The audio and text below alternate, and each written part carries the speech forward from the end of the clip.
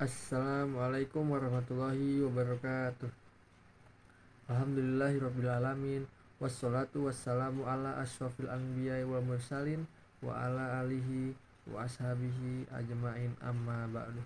Saya Muhammad Fathulilal Agra, kelas HTN 2A dengan nomor NIM 33030210106. Pada kesempatan kali ini, saya akan membuat tugas penilaian tengah semester mata kuliah Ilmu Kewarganegaraan dan akan membahas tentang materi di kewarganegaraan atau kewarganegaraan ganda. Kewarganegaraan adalah sebuah keanggotaan seseorang dalam sebuah kesatuan politik atau negara di mana hak untuk berpartisipasi dalam kegiatan politik diberikan pada orang tersebut. Nah, di Indonesia, kewarganegaraan diatur dalam Undang-Undang Nomor 12 Tahun 2006 yang ditetapkan pada tanggal 1 Agustus 2006. Dari undang-undang tersebut diterangkan pula asas kewarganegaraan. Asas kewarganegaraan adalah asas yang mendasari kepemilikan kewarganegaraan seseorang. Dari asas kewarganegaraan tersebut kita mengenal istilah asas ius soli. Ius soli adalah asas tempat kelahiran, law of the soil, yang menetapkan kewarganegaraan seseorang menurut tempat kelahirannya. Artinya, kewarganegaraan anak akan diberikan jika anak tersebut lahir di negara yang menganut asas ius soli. Misalnya, seseorang anak harus menjadi warga negara B karena lahir di negara B meskipun orang tuanya warga negara A.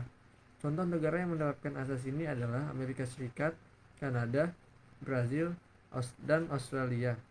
Kemudian ada asas ius sanguinis. Asas ius sanguinis adalah asas yang menetapkan seseorang mempunyai kewarganegaraan menurut kewarganegaraan orang tuanya tanpa melihat tempat di mana ia dilahirkan. Nah, dia sangat berkebalikan dengan asas ius soli. Misalkan seseorang anak dilahirkan di negara B yang menganut asas ius sanguinis, sedangkan orang tuanya warga negara A, maka anak tersebut tetap menjadi warga negara A. Contoh negara yang menerapkan asas ini adalah Indonesia, Belanda, Jepang, Jerman, dan Cina. Dan yang terakhir ada naturalisasi, yang merupakan kewarganegaraan karena permohonan izin atau pemberian. Setiap warga negara di atas 18 tahun atau yang sudah menikah hanya boleh mempunyai satu kewarganegaraan. Akan tetapi, masih ada juga warga yang terjerat kasus yang menyangkut kewarganegaraan ganda. Di Indonesia, hal tersebut pernah beberapa kali terjadi pada rakyat, publik figur, bahkan pejabat negara. Berikut contoh kasus kewarganegaraan ganda di Indonesia. Kali ini saya akan membahas tentang apa kewarganegaraan yang diperoleh dari Isa Sander Djoko Sutono, anak dari Nikita Willy dan Indra Djoko Sutono. Seperti yang kita tahu, Isa Sander Djoko Sutono lahir di negara Amerika Serikat yang menganut asas kewarganegaraan ius soli. Sedangkan orang tuanya, Nikita Willy dan Indra Djoko Sutono, mempunyai kewarganegaraan Indonesia yang menganut asas kewarganegaraan ius sanguinis. Lantas apa kewarganegaraan yang diperoleh Isa Sander Djoko Sutono? Nah, menurut pendapat saya, kewarganegaraan anak tersebut adalah kewarganegaraan ganda atau yang biasa disebut bipartite. Mengapa saya berpikiran untuk memasukkan dia ke dalam bipartite? Nah, bukan apartheid, karena seperti yang kita tahu, bipartite adalah seseorang yang memiliki kewarganegaraan ganda yang bisa terjadi karena anak lahir di negara A yang menganut asas kewarganegaraan ius soli tempat kelahiran, tapi orang tuanya warga negara B yang menganut asas ius sanguinis. Sedangkan apartheid adalah seseorang yang tidak memiliki kewarganegaraan.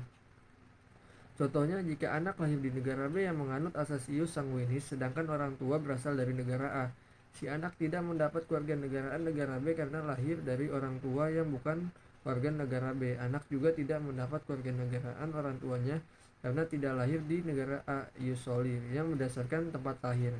Nah, seperti yang kita tahu bahwa Isa Sander Djoko Sutono lahir di Amerika Serikat yang menganut asas kewarganegaraan ius soli, sedangkan kedua orang tuanya berasal dari Indonesia yang menganut asas ius sanguinis. Jadi anak tersebut akan mendapat dua kewarganegaraan dari negara A berdasarkan tempat lahir dan dari negara B karena faktor keturunan. Tetapi di kewarganegaraan atau kewarganegaraan ganda tidak diterima di Indonesia, karena jika prinsip dui kewarganegaraan diberlakukan di Indonesia, maka terdapat kemungkinan ex-WNI yang melarikan diri ke luar negeri karena melakukan gerakan separatis atau kejahatan lainnya dapat kembali menjadi warga negara Indonesia tanpa harus melepaskan kewarganegaraan negara asing. Hal ini tentunya akan menciptakan lubang baru bagi pelanggar hukum atau aktivis ilegal untuk menghindari dari penegakan hukum. Jadi saat Iskandar Joko Sutono sudah menginjak usia 18 tahun, dia harus memilih kewarganegaraan yang akan dia gunakan. Entah itu kewarganegaraan Amerika Serikat atau kewarganegaraan Indonesia. Demikian materi yang bisa saya sampaikan di video ini. Saya mohon maaf yang sebesar-besarnya apabila ada tutur kata yang kurang berkenan bagi Bapak atau tutur kata yang kurang jelas. Terima kasih. Wassalamualaikum.